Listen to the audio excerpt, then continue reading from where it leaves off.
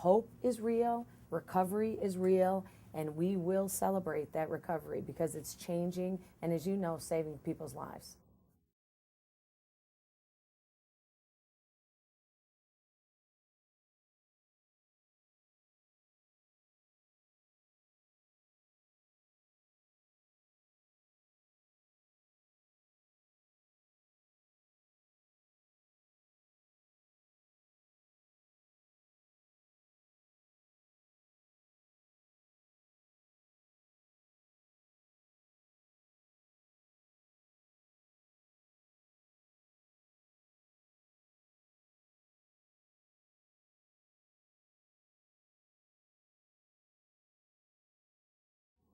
I want to welcome Monroe to Inside Addiction. Monroe, welcome. Thank you, Dean. Monroe, what's your story? My name is Monroe P. My story is about healing, and I want to thank my higher power and many treatment episodes for being here right in the moment. It's an honor. I'm what you call a wounded healer practitioner. I've been wounded by the disease of addiction, and when I say that wounded, I use heroin, cocaine, heroin, dust, pills, cannabis, marijuana, blunts, whatever you want to call, for a period of 20 plus years. And I just want to share my strength, hope, and experience today, and with my recovery family and people that's not in recovery, to let you know healing is possible, treatment works, and I wouldn't be here. I'm 60 years of age. I have 26 plus years. October 18th, I'll celebrate 27 years without drinking a drug or anything in my system except for getting high off of life. And today is the history of the Rockefeller outdated laws. There's change today. I want to thank the governor and the commissioner, Palumbo, and Father Young and all the historians and people that fought for this bill to be changed, because we should treat instead of incarceration, because I was one of them gentlemen that had a nonviolent crime and I went back into the criminal justice system, and I remember saying sometimes I wonder how I keep from going under. And I'm going to tell you, when I was on bail, I got bailed out, a 79-count indictment. I had the most honest judge, and I was still working with mentally health clients, and the judge gave me a phone call and she allowed me to go on my ROR, right, for one day, and I wound up getting a reasonable bail. But that life on bail, I lost the job where I was embezzling to feed my habit, so I went back to the block. Now I'm back on the block, out of control, crazy, suicide thoughts. The only person that I looked up was an 18-year-old month baby, Julia Marie. And let me tell you something, man. It takes a long time in recovery to get your family. My daughter, Julia Marie Parrott, just came up this week after 26 years of recovery. Her mother told her that I was dead and I was living the life of an animal, and it was true. But recovery can change that, and let me tell you how I made that transformation, man. It's a miracle.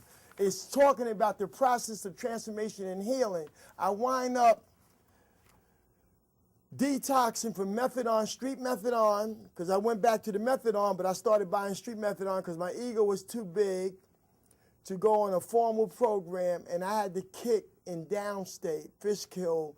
Downstate was a reception center, and it took me 7 months to kick that methadone. And I wind up meeting a guy named James Mitchell and Walter Brown.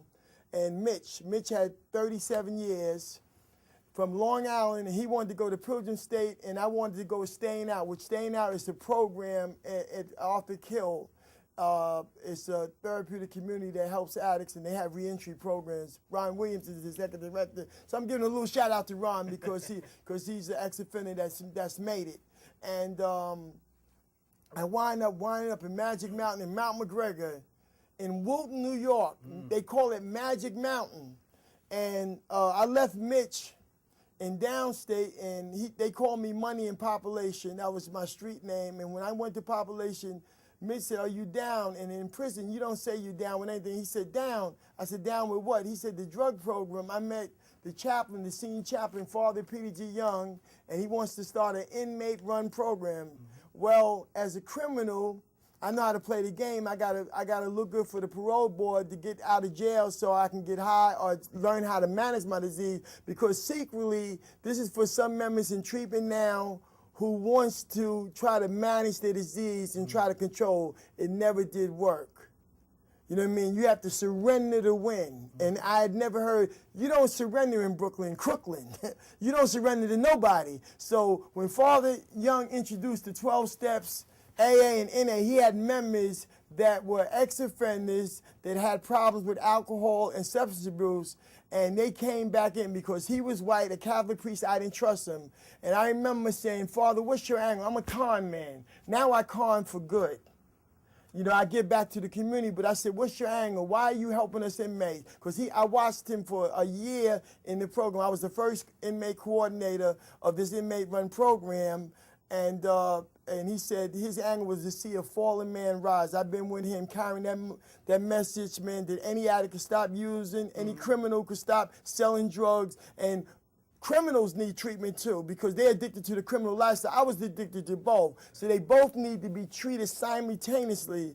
And at Mount McGregor, they treat criminal thinking and substance abuse simultaneously, and especially for the young ex-offender wounded healers, that we can get their attention and show them that they don't have to go that way. And when you need treatment, housing, and education. Let me get back to my story. I was in population 18 months in treatment, prison-based treatment. And my motivation, I had a Dauphine mentality. In other words, I believe once a junkie, always a junkie. That's what they told me on the blocks of Harlem. The lie is that we do recover.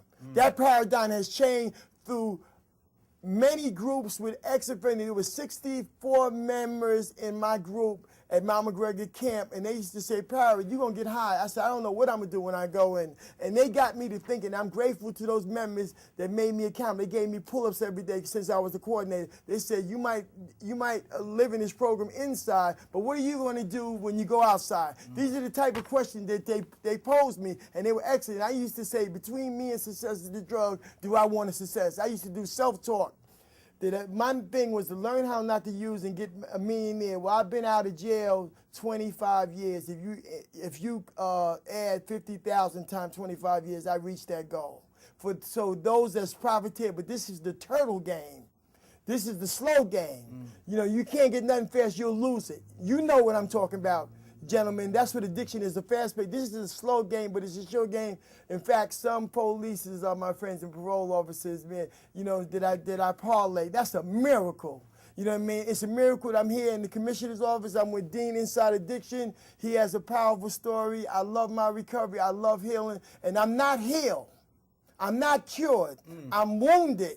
I'm in the process of healing, and also I'm a trained professional. I'm a wounded healer practitioner, and I had to find a way to frame that as a professional, because I used to say that I'm a consumer of criminal justice service. That's using my con game for right thing. So when I work with Terrence Gorski, who's the lead man in relapse, and that's how I got a job, by making your story a positive thing and not a negative thing. And now my goal is working with youth at risk. That's where my higher power, I never wanted to do that, but you got to follow your higher power.